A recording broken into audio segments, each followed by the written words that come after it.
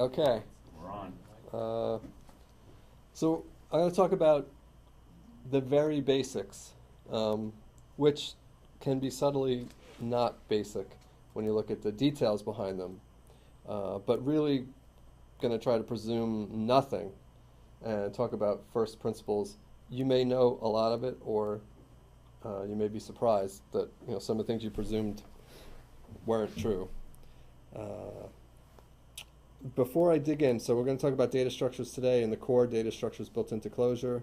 But the first step prior to data structures is just to understand the reader a little bit. Right, everybody, I think, has heard the term REPL. Right, you're used to typing in things like 1 and you get back 1, and 42 you get 42, and we can type in strings.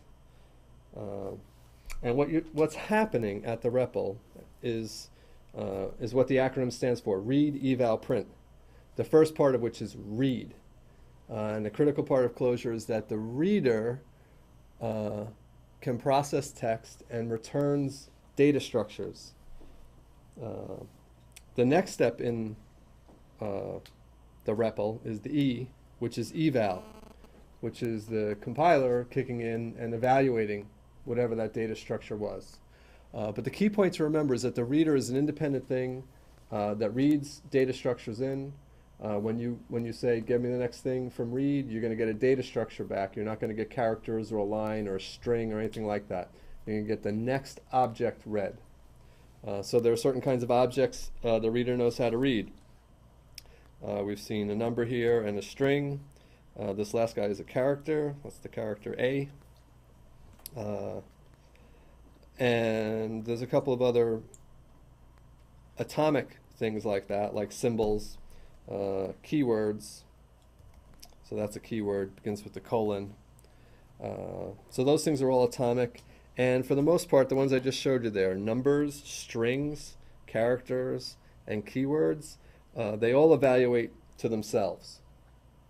So the difference between read and eval you don't see, because what the reader read in is what the evaluator returns.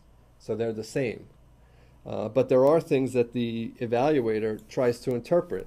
One of those things is a symbol. So if I just type in A here, we get an error, because symbols and lists in particular are treated specially by the evaluator. And so one of the things the evaluator does with A is it tries to figure out what A stands for. In other words, it treats symbols as the names of things, and it tries to find out what they name. Similarly, there are some composite literals, like vectors. So if we use square brackets and type something in square brackets, we get a vector, which is a little bit like an adjustable length array, or most similar, I would say, to an array list, but very much not exactly the same, and we'll talk in more detail about that. But the thing I want to point out here is that if I say 1, 2, 3 in parentheses, that denotes a list. And lists are treated specially also by the evaluator. In fact, when it sees a list, it thinks, this is something I'm going to call. Okay, so what was read by the reader was a list of the numbers 1, 2, and 3. And when the evaluator sees a list, it tries to call it. And so in this case, it's trying to call 1. And 1 is not a function, and it's not a functional thing. So that's yielding an error. The third kind of thing, or another kind of thing, the third kind of composite thing the reader knows how to read is a map. And particularly, this is a literal hash map. This goes in the curly braces, and it consists of key-value pairs. When the compiler reads the curly braces, it reads in a literal map. Map is kind of an abstraction. Again, I'm going to dig into these types in a second. But the kind of map you get from a literal is a hash map. Rich, you're going to elaborate later on the keywords also. Totally. I'm gonna go into depth. I just want to make sure we all understand what's happening in the reader. So when I read this literal map, the compiler saw the keyword A, the number 1, the keyword B, the number 2, and said I'll make a hash table, essentially a hash map, where A will map to 1 and B will map to 2, the keywords. However, the same evaluation rules apply. So if I say A1, B2, now it's a map of what? It's a map of symbols to numbers. Okay?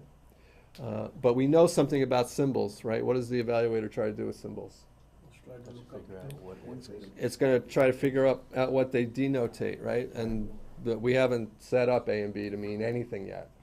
So this will also fail. In other words, it's trying to read A as well, I don't want to say variable, but as the name of something, and figure out what it names. And it doesn't name anything yet.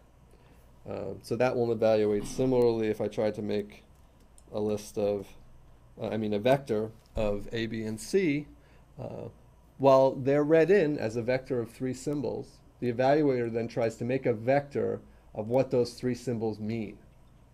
And since they don't mean anything yet, we get this problem. If we were to define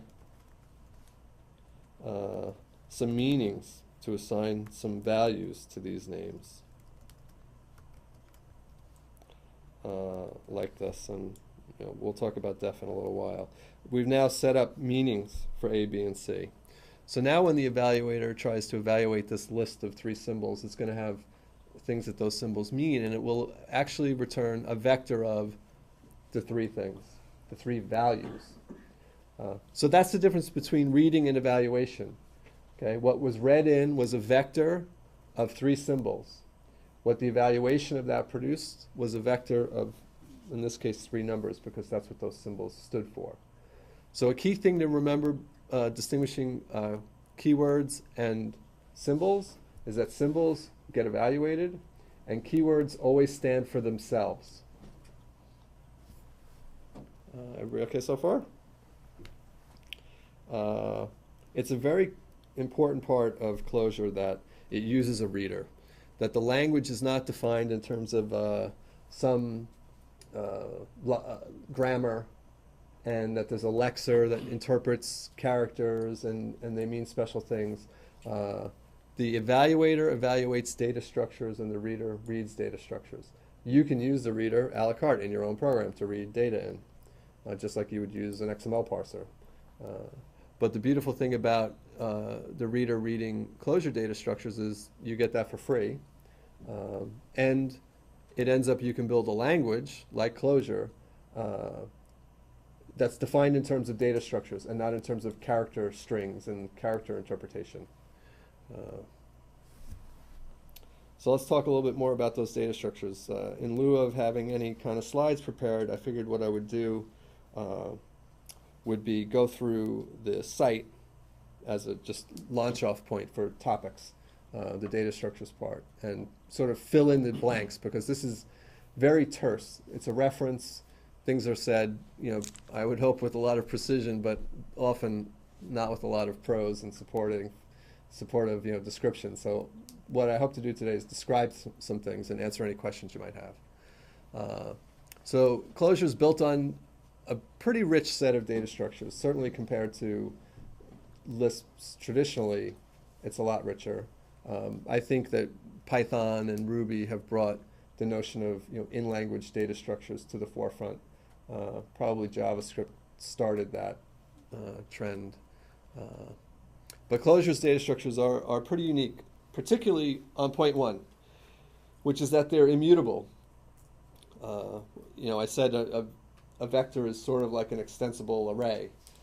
It is, except for the fact that no particular vector can ever be changed.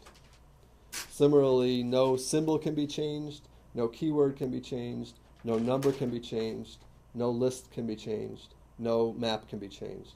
None of the core Clojure data structures can be changed. Now, there are lots of contexts in which it may feel like you're changing things, but that's never true of Clojure data structures. So they're immutable. As we just saw, a bunch of them are readable. That means that the reader has direct support for interpreting a set of characters as a data structure and yielding that data structure. Because they're immutable, the Clojure data structures support what I would call proper equality semantics. And by proper equality, I mean if you want to compare if two numbers are equal, like say you had two variables in a traditional language, A and B, and you asked if they were equal, and they both had the number 42 in them. You would say 42 is equal to 42 is definitely true, and you would never be worried, for instance, that 42 could be changed, and that for some reason it could no longer be equal to another 42 somewhere, because the number itself changed. Numbers don't change. You think of numbers as values. Similarly, in Java at least, strings are immutable. So you treat strings like values, even though they're a reference type.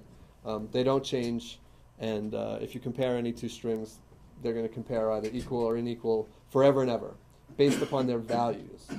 And it ends up that there is a proper way to think about equality, and that is if things are values that cannot change, they can be compared by value, and the result of the comparison can never differ. But if things are mutable, then they should never be compared by value. Because if you were to compare two things that were mutable, let's say a poorly written date object in some language, where you could change parts of the date object, you really can't treat date objects in a language like that as values. Because you could compare two date objects at one point in your program and get a certain result, and compare those same two date objects in another part of your program and get a different result, because they could be changed. So proper equality means if it's a reference type that's mutable, equality should be based around, is it identity? Are they the same object? If they are, they're equal. If they're not, they should never be considered equal. But a lot of libraries and a lot of languages don't do that well. They allow you to define equality for your own types.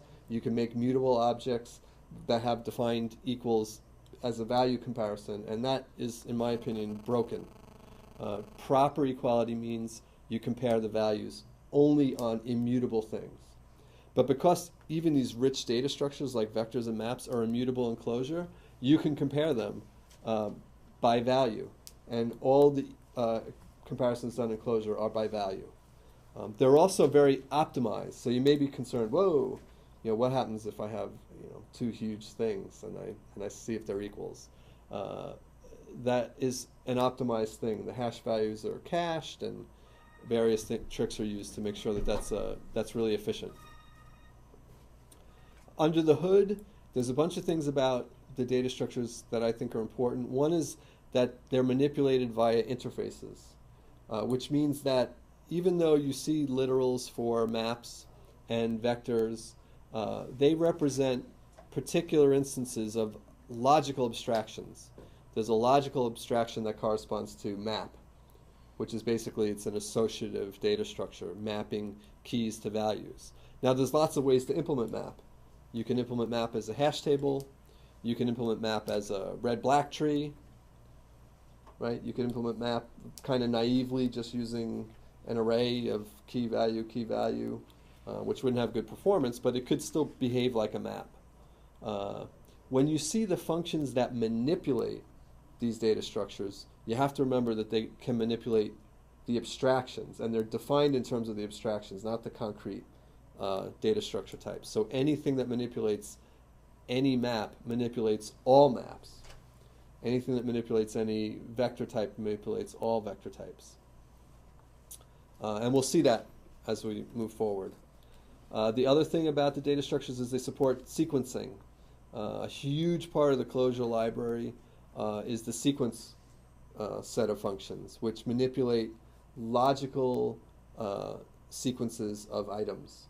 And it ends up, you can take most data structures and figure out a way to represent what's in them as a sequence of things. And all the Clojure data structures support, all the composite Clojure data structures support sequencing. You can walk through the values in a list. Of course, that's pretty straightforward because a list really is a sequence. but you can walk through the values in a vector. You can also walk through the values in a map, where each value will be a key value pair. And you've seen iterators, which are a little bit similar in other languages perhaps, but the sequencing abstraction is much stronger than the iterator abstraction, as we'll see later. They support metadata, which we probably won't get into today too much, depending on how fast I can start moving. They're all iterable. That's a means of getting back to Java, right? There are some Java APIs that would like to see iterable things, and all the Clojure composite data structures are iterable. So if you have an API that says, I want an iterable whatever, you get that. In addition, all of the composite collections in Clojure implement Java util collection, the read-only part of that. The non-read-only part of Java util collection is actually defined by the authors of the Java collection library as being optional. And so Clojure completely corresponds to that. In other words, it opts out of the write part of the collection API and fully implements the read part. So if you're in a situation where you have a Java API that requires a collection, you can directly use a Clojure vector, for instance, because it is an implementation of Java util collection, which really helps in interoperability. A lot of APIs that take collections or iterables. All right, into the actual meat of it. The first data structure isn't really a data structure at all. It's the thing we use to represent no data structure, and that's nil. I'm going to talk about it from first principles and just say in Clojure, nil means nothing. It means the absence of anything. And you can use nil pretty much anywhere you need something to show that you don't have anything. Because all Clojure numbers are boxed, you can pass nil to any function that's expecting a number. It doesn't mean the function is going to do something useful with it, but it's not a distinct, incompatible type with numbers, for instance, which has a lot of value. If you want to make a data structure that might have the number 42 in it, or it might have no number in it, you could put nil there, because there's no distinction between primitives. In terms of mapping to Java, nil is the same as Java null. So if you get nulls back from Java APIs, they may print as nil. It's the same thing. Nil and null are the same. I use nil because that's a Lisp tradition. It's a little bit shorter, and I think is a richer notion than null. An important thing to know about nil, the value, is that the Clojure conditionals, right, if, and everything built on top of if, look for two things, really. Nil and false, which I'll talk about in a minute. If a conditional sees nil or false, it says false, logically false. If it sees anything else, it's logically true. Traditionally, Common Lisp, nil meant the same thing as we would normally use for false and didn't have a separate notion. Clojure has a separate notion of false strictly to ease interoperability with Java APIs that return Booleans, because it ended up that translating them to and from nil is something you cannot do symmetrically. Anybody have any questions about logical truth? I guess you've all stumbled over that. Nil has another key use in Clojure, which is that all of the sequence functions, which basically iterate through things, need to indicate when there's nothing more to iterate through. And they indicate that by returning nil. I don't think, given you haven't had a lot of Lisp background, that you would be confused about it, but in Common Lisp it's a problem that nil and the empty list are sort of the same thing, and people, especially coming from Scheme for some reason, really get tripped up by that. Nil means nothing. It's not an empty anything. It's not anything. That's a good way to think about it. I'm going to go through numbers pretty quickly. Essentially, there are small and large integers. The main thing that you want to understand is that there's a transition from one to the other, and it's automatic. So if I say,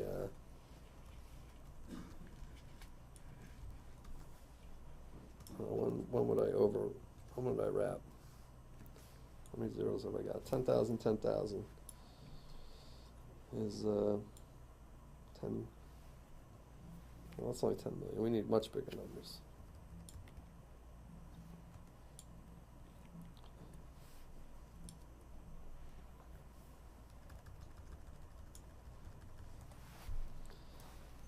There's no limit to the size an integer can grow. If you start with small integers and you keep multiplying them or manipulating them, and they eventually transition out of the ability to be represented in 32 bits, there's an automatic transition to using big integer internally, which means that none of your integer math is ever going to fail, at least would fail in terms of the mathematician's notion of fail, which is to produce some bogus number. That's not really the answer.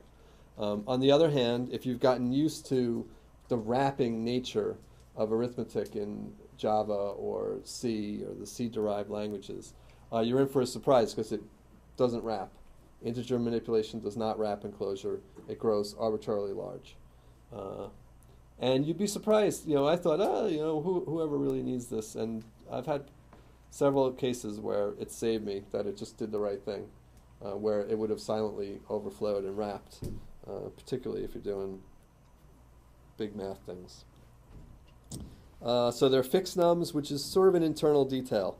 It just means they're efficiently representing small integers, and big nums represent larger integers. There are double precision floats, and it's sort of the same syntax you get from Java. That's a float. An interesting data type you probably haven't seen other than in Lisp is a ratio. And essentially what a ratio is the ratio between two integers. We know that we can't represent that number precisely with floating point. And what ends up happening in Clojure is that when you say 22 divided by 7, you get 22 divided by 7. It's a ratio, and it maintains those two integers inside it. In other words, it's a composite number that knows that. If you put in something that is divisible, like 21/7, it will figure out that it can represent that as an integer, and it will no longer be a ratio. It'll transmute into being an integer. But if it cannot be reduced, it remains a ratio rather than having a reduction in precision by turning into a float, for instance. Is it an integer or is it a rational number? 22 over 7? Or 3? Well, what if you did 20 over 5 or 5 over 20? Okay, let's do it. 20 over 5, what do you think is going to happen? 20. All right, 5 over 20. 4, so 5 over 20. 5 over 20 is going to be what? Guesses? Should be 0.25. 0.25. 0.4. 5 over 0.4. All right, we have 0.4, 0.5, 0.25. 0.25, 5 over 20. 5 over 20, 5 over 20. 5 over 20. So nobody's right yet. Yeah. What is it? 1.4. Okay. 0.25. It's not the same thing as 0.25, though, because once you have 0.25, you have a floating point number, which means if you interact with another number, you're going to be contaminated. So it's going to Okay. reduce it to the lowest common denominator? That's correct. Wow. So now, what if you want to use this with the floating point number? As soon as you interoperate with the floating point number, you end up in floating point land. Okay, so if I say times, let's say 5/20. Let's do 4. All right, if I do this, I end up with 1. If I do that, I end up with 1.0. If you use pi. Pi is a double, is already a double, right?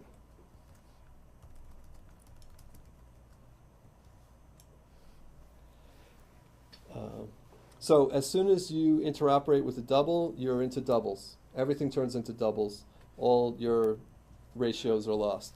On the other hand, if you stay with ratios, you end up with ratios. So if I multiply 22.7 by 3 and then divide it by 3, I don't lose anything. Okay, if I start doing this floating point, I'm going to start fudging fast. Even something as simple as 1/3 is, it's an infinite number. Where you can use 1/3, it's a perfectly valid value, and you can interoperate with 1/3, other ratios, and any integers and never lose anything.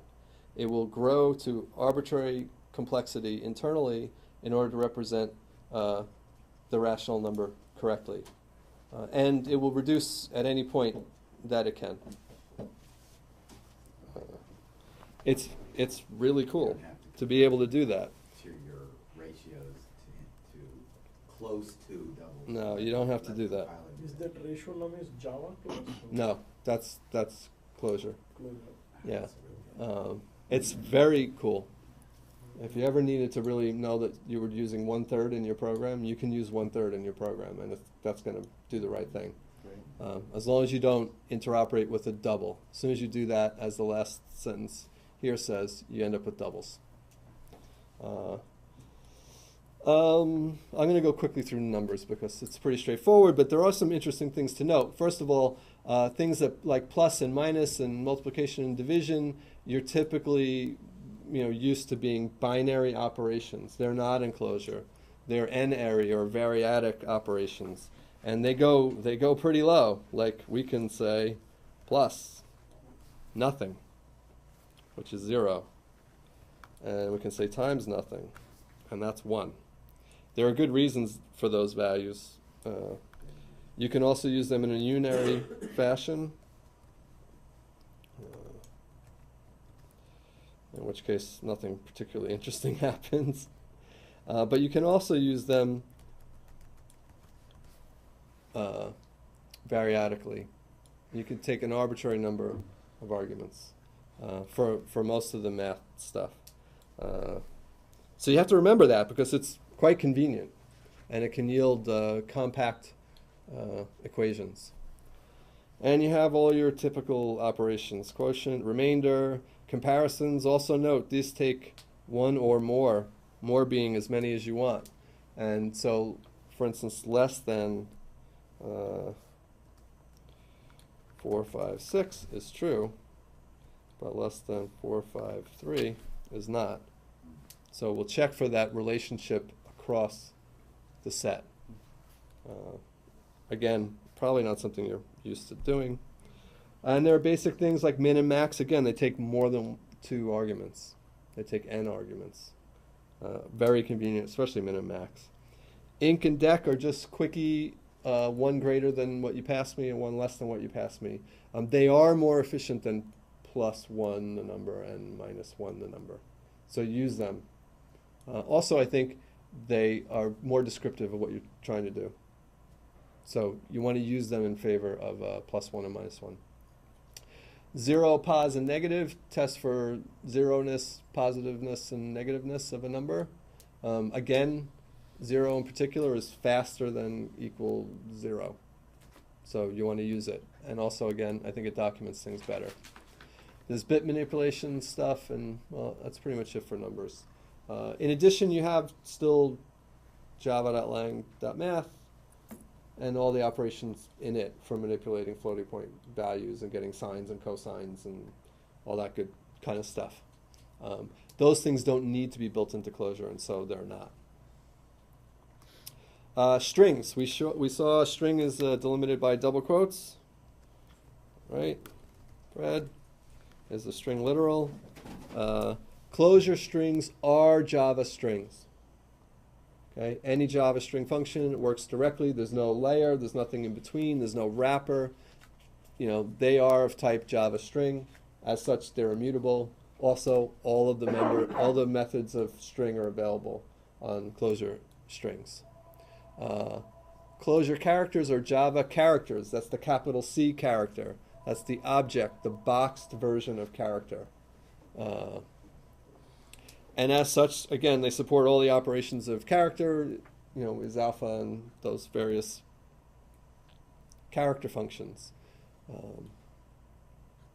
They're not the same as the Java char primitive.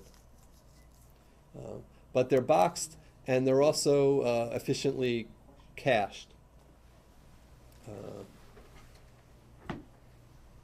Finally, we have keywords, and well, I guess besides ratios so far, we haven't seen any particularly unique types. But when we get into symbols and keywords and the collections, we're going to see types that are unlike ones you've seen before.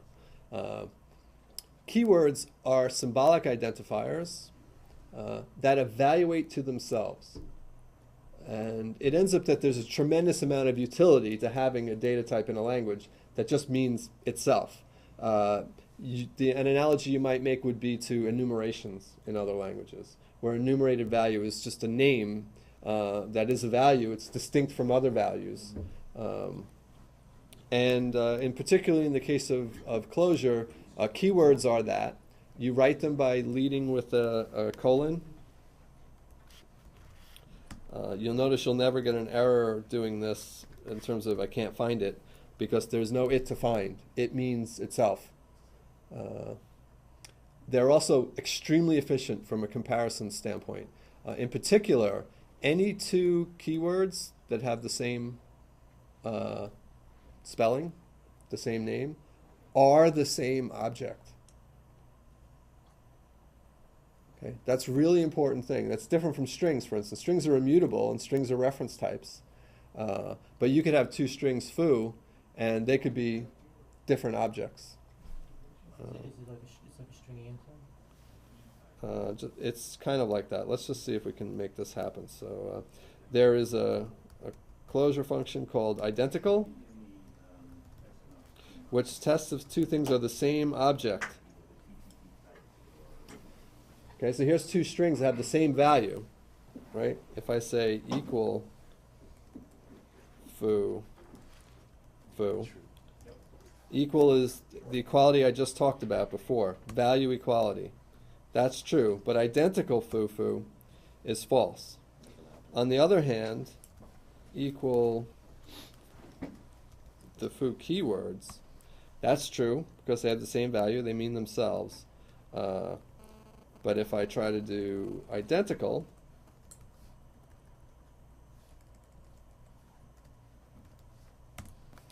that's also true. That's a promise of the keywords, that any two keywords with the same name are the same object. That, again, is an extremely powerful thing. Is it like string intern? It is, a little bit. And in fact, Java guarantees that string literals that appear in your program, any two instances of the same string literal, will be interned and will be the same object. And you can write programs that take advantage of that fact to use those string literals as extremely fast identity comparison keys. It ends up very few applications do that, but it's a clever thing to be able to do. In Clojure, that whole concept is made first class. Keywords are for that purpose. They exist for that. They exist as identifiers, and they exist to be extremely fast comparison keys. The comparison that's used by equal for keywords is identical. In other words, it just sees, are they the same reference? Because you cannot create two keywords that have the same name and are different objects. So internally, there is a kind of interning system that goes on. It ends up you never need to say identical, because the equals comparison for keywords is the same. So it does the fast compare for keywords. So they're values that have identity comparison. They're fast, and I recommend their use as keys in maps for both of those reasons. They represent themselves, and they support fast comparison. Now I can have a map that has foo as its key and then something else as its value, correct? Absolutely, and you can value use could be foo string. It could be foo string, or it could be foo the keyword. I mean, keywords are objects and values just like anything else, and all Clojure things can be keys, for instance. Well, back to so the original thing is I set foo keyword to foo string. Now I do identical foo keyword and foo string. What do I get as an answer? There's no such thing as setting foo the keyword. In Are you other saying words, I abstract the value that is associated with the foo keyword. that you're talking about in a map? Right, in a map. Right. Extract that. Can I then compare that to the foo string itself to find out if they're the same? If you know what I'm saying? I'm trying to figure that out. So we want to say foo. Let's just see what we're saying. What you want? You want to say foo has the value of the string Yeah, A. foo? Well, make A? it foo, yeah, make it, I don't care. Well, let's Yeah, call make it A, so yeah, it's not too we're- confusing. yeah. And I'm going to put this in something so we can talk about it. We're going to say this. This is our map M. Okay. Okay, and we can look at M, and it says that. And the question is, Now, what I want to do is extract A from M and then compare it to A. You know, so you want to see if they're equal? yeah. Well, any two A strings will be equal. Well, no, but I want to see it extracted as the reference, using the reference foo. Okay. So we want to say foo of M. Keywords are functions of maps, and I'll talk about that more in a minute. Okay. So we want to say, is the value at key foo of M equal to the string A? That's what that says, Okay. and it is. Ah, okay. Thank you. All right. Very good. So that's keywords. Again, I guess the most common thing to think about are enumerators, but enumerators usually are, sort of dressing on integers, which they're not here. There's no other value associated with this. The name is the value. Is there a way to extract the name without the colon easily? Or? Yes, there is. And that would be name. Okay, the name of foo is foo, And the value with of no foo is- colon. Is itself. The value of a keyword is itself. There's Well, nothing what's in the it. value of foo and M then? Would just be like this? If I printed just this out, I would get A? Yes, you would. Okay. Right. Because there are two things. There's the keyword foo and A, Right. and every. The key that maps with the Right. keyword. We'll talk more about maps in a minute, and hopefully that will become clearer. Symbols are also identifiers, but here, typically, symbols are used to refer to something else. Again, like I said, the evaluator presumes that if it finds a symbol, it's going to try to find the associated value. But under the hood, symbols are objects. They have names, like keywords. And when the reader reads, it reads in things that are symbol objects. So if you say, foo with no quotes and no colon or anything else, that's going to be the symbol, not a string, not a keyword, but a symbol. So it's yet another type of thing. Usually, you name functions with symbols. You can create, local names inside functions to refer to things, to values that you reuse over and over. So locals, global variables can be named with symbols. I haven't shown you on keywords, but both symbols and keywords support namespaces. And so essentially, a symbol and a keyword are really two-part names. There's the thing before the slash, and the thing after the slash, if there is a slash. That wasn't. I should talk about quote. So we've talked about, saying, well, I already defined A. If I say W, which I haven't defined, I get this error. If I want to suppress the evaluation of W, in other words, I want the symbol W. I don't want the evaluator to keep looking for more meaning. You can quote it. So that single quote like that is shorthand for the word quote. And when I say that, I get back actually the symbol W and not any other meaning. It's the same as if I said this, quote W. Quote is a special operator in Clojure. It tells the evaluator, don't evaluate this thing, just return it. So in this case, the reader read W, the symbol, and quote tells the evaluator, just return it. Don't try to figure out what it means. So when I say quote W, I can get the symbol W. So now I can talk about foo bar without getting an exception, which is to quote it, to say, I want to talk about the symbol foo slash bar. And it prints the same way, foo slash bar. And what it is, it's a two-part thing. We also, this name function works on symbols. And the name of this is bar. There's also a namespace part, which is foo. So inside symbols, there are actually two slots, one for the name and one for the namespace. If you don't use a slash and anything preceding it, there is no namespace. So if I just said bar by itself, this is a different symbol and has no namespace. Could you have multiple levels on these? No, you can't. No. There's a namespace and a name. You can start using dashes if you want to get fancier. Anybody have any questions on symbols? They're definitely different, but it's a big part of what composes a program. If we look at Clojure source code, we see lists of symbols mostly. That's a lot of what a program is from a data structure standpoint. A lot of what the compiler sees are lists of symbols, and it figures out what they mean.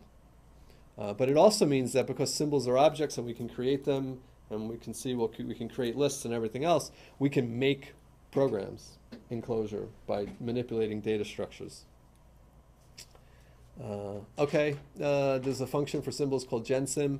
It just returns a new a new generated symbol with a unique name. Sometimes you'll need this when you're trying to write code that writes code. I need a unique name. I need a new symbol that no one's used before. You can call gensim and get that.